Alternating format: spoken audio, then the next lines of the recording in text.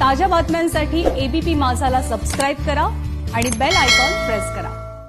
अंबरनाथ शहराला पाणीपुरवठा करणाऱ्या चिखलोली धरणातून अखेर पाणीपुरवठा सुरू करण्यात आलाय।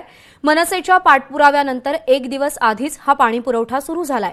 चिखलोली धरणाचं पाणी दूषित असल्यानं मागच्या वर्षीपासून या धरणातून होणारा पाणीपुरवठा बंद करण्यात आला होता। यंदा पाऊस चांगला झाल्यानं चिखलोली धरण पूर्ण भरलंय आणि त्या चिखलोली धरणातून 15 दिवसांचा अल्टिमेटम देत अंबरनाथला पाणीपुरवठा पुन्हा सुरू करण्याची मागणी मनसेनं केली होती। यावर उद्यापासून पाणीपुरवठा सुरू करण्याचं आश्वासन महाराष्ट्र जीवन प्राधिकरणानं दिलं।